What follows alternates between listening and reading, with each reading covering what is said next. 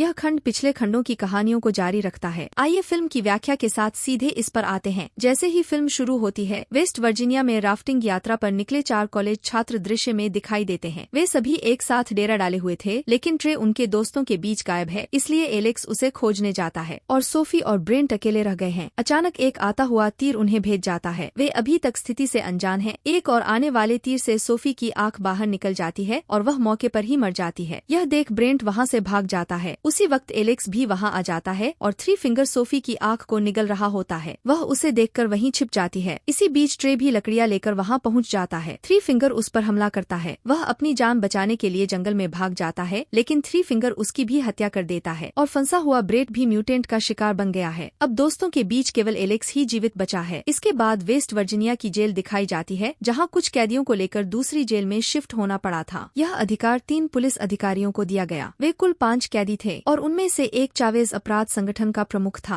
और यह उसके लिए किया जा रहा था। उनके स्थानांतरण की प्रक्रिया 2 दिन बाद होने वाली थी, लेकिन पुलिस को पता चला है कि चावेज गैंग रास्ते में बस को हाईजैक कर सकता है और वे चावेज को जबरदस्ती रिहा कर देंगे। परिणाम स्वरूप वे तत्काल अपना रास्ता बदलते हुए इसकी योजना बनाते हैं और उनका नया रास्ता था खतरनाक पेपर मिल रोड। वे सभी कैदियों को बस में ले जाने का नेतृत्व करते हैं। रास्ते में वे पुलिस स्टेशन पर रुकते हैं, जहां उनकी मुलाकात शरीफ कार्ल और डिप्टी लेन से होती है और 3 फिंगर का 3 टोज नामक भतीजा भी हमारे सामने आता है और यह पिछले भाग में वही बच्चा था जिसे 3 फिंगर द्वारा भोजन दिया गया था। वह अभी भी बहुत छोटा है, लेकिन जाल बिछा रहा है। वह खुद फंसा हुआ है, इसलिए 3 फिंगर वहां आकर उसकी मदद करती है। फिर दोनों जाल बिछाकर निकल जाते हैं। उधर थाने पर रुकने के बाद वे अपनी यात्रा पर निकल पड़े। पेपर मिल की सड़क पर गाड़ी चलाते समय एक ट्रक उनका पीछा करना शुरू कर देता है, जो 3 फिंगर द्वारा संचालित होता है। वह कंटीले तारों को ठीक करते हुए ट्रक के पहिए को पंचर कर देता है। नतीजतन ट्रक अपना नियंत्रण खोकर सड़क से नीचे जा गिरा। ट्रक से उतरते हुए 3 फिंगर उन पर नजर रखता है, लेकिन हमला करने से बचता है और फिर पुलिस अधिकारी कैदी को बाहर ले आता है, लेकिन तभी मौका पाकर चावेज उससे बंदूक छीन लेता है। प्रेस्लो ने पीछे से आ रहे चावेज पर अपनी बंदूक तान दी, लेकिन उसके प्रतिबद्ध कार्रवाई से पहले एक चाकू उसकी गर्दन में घुस गया और उसकी घटनास्थल पर ही मौत हो गई। सभी कैदी इसे चावेज गिरोह के सदस्यों की चाल मानते हैं, लेकिन चावेज पर अनगिनत तीरों का हमला शुरू हो गया है। ऐसे में उन्हें पता है कि इसमें चावेज के गिरोह के सदस्यों का हाथ नहीं है। चावेज ने नेट को सभी की हथकड़ी खोलने का आदेश दिया। इस पर नेट जवाब देता है, चाबी बस में रह गई है और बस में पूरी तरह से आग लगा दी गई और यह कभी भी फट सकता है। बस में एक पुलिस अधिकारी वाल्टर भी है और जब नेट चाबी लेने के लिए बस की ओर बढ़ता है तो वह ठीक उसी समय वाल्टर को बाहर लाता है। नेट की चाबियां क्षतिग्रस्त हो गई थीं, लेकिन चावेज ने उसे नहीं मारा क्योंकि उसका मानना है कि नेट ही एकमात्र ऐसा व्यक्ति है जो उन्हें जंगल से बाहर निकाल सकता है। फिर वे सभी आगे बढ़ जाते हैं और एक लड़की झाड़ियों से बाहर आकर नेट पर हमला कर देती है और वह लड़की एलेक्स थी। वह उन्हें बताती है एक म्यूटेंट है जो लोगों को मारकर खा जाता है, लेकिन कोई भी इसे गंभीरता से नहीं ले रहा था, यहाँ तक कि उन्होंने राफ्टिंग के बारे में भी बताया था। इस पर चावेज ने उनसे उन्हें अपने स्थान पर ले जाने के लिए कहा। उनका बात करने का तरीका असभ्य था। वह उन्हें वहाँ ले जाती है और रास्ते में उन्हें एक उल्टी बस मिल जाती है और उसका पिछला दरवाजा बंद था।